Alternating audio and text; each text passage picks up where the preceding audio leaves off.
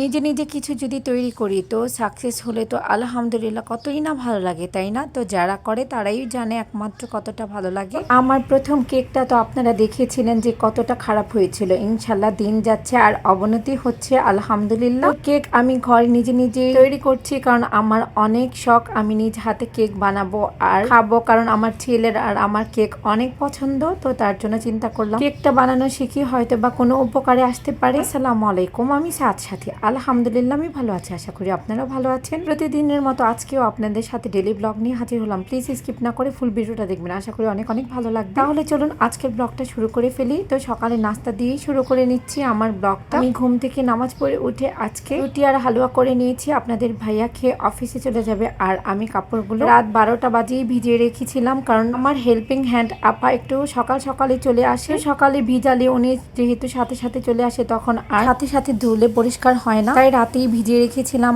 আর আপা এসে সবগুলো কাপড় ধুয়ে দিল। আর আজকে অনেকগুলো কাপড়ই ছিল, আগের যেহেতু জমানো ছিল তার জন্য অনেকগুলো কাপড় হয়ে গিয়েছে। যাই হোক, আপা এসে কাপড়গুলো ধুয়ে দিয়েছে, এখন কাপড়গুলো নেড়ে নিচ্ছে। আর আমি কালকে রাতে একটু বাজারে গিয়েছিলাম, আমি কলমি শাক নিয়ে এসেছি, কচু নিয়ে এসেছি। কচু আমার অনেকদিন ধরে খেতে ইচ্ছে করছিল। আর আলু পেঁয়াজ শেষ হয়ে গেছে, আলু পেঁয়াজ নিয়ে এসেছি আর এখন আলু পেঁয়াজ গুলো কাঠাতে ঢেলে নিচ্ছি। তো আজকে আমি রান্না করব কচু, আমি বাগার দিব আর রান্না করব রুই মাছ ভুনা করব।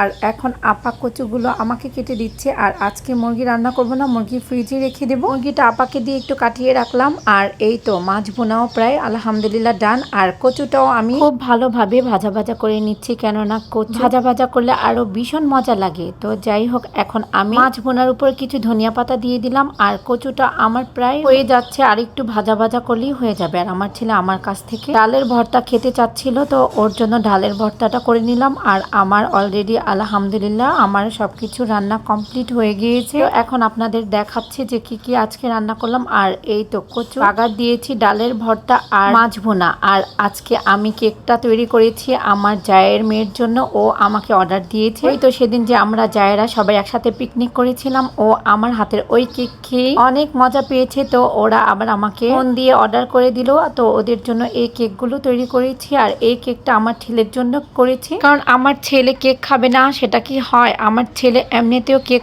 অনেক পছন্দ করে। তো আমি আপনাদের সাথে এই দুটো কেকই শেয়ার করলাম। এই দুটো কেক আমি তৈরি করেছি, তো কেমন হয়েছে কমেন্ট সেকশনে কমেন্ট করে জানাবেন, আপনাদের কমেন্টের অপেক্ষা করব। কিন্তু কেকটা কতটা সফট হয়েছে আমার ছেলে কাটছে, তো সেটা দেখে আপনারা বুঝতে পেরেছেন। আর কেকটার ফ্লেভার আর সুগার সবকিছু আলহামদুলিল্লাহ পারফেক্ট ছিল। তো এখন আমার ছেলে কেকটা তুলে নিচ্ছে আর আমার ছেলে কেকটা খেয়ে ট্রাই করবে যে কেকটা কেমন হয়েছে। আমার ছেলে আমাকে বলছে, আম্মু তুমি অলওয়েজই ফার্স্ট, আলহামদুলিল্লাহ অনেক মজা হয়েছে কেকটা। আমি কিন্তু কারো কাছে বেকিং শিখছি না, আমি নিজে নিজেই ট্রাই করছি। আমি বাসায় কি কি রান্না করি, কি কি করি সবকিছুই আমি আপনাদের সাথে শেয়ার করি, কেননা আপনাদের সাথে শেয়ার না করলে আমার ভালো লাগে না, তাই করি। তো ভুল ত্রুটি হলে প্লিজ আমাকে ক্ষমার দৃষ্টিতে দেখবেন আপনারা। আজকের ব্লগটা আমি এখানেই শেষ করছি, আবার নতুন কিছু নিয়ে হাজির হব। ভালো থাকবেন, সুস্থ থাকবেন, আল্লাহ হাফেজ।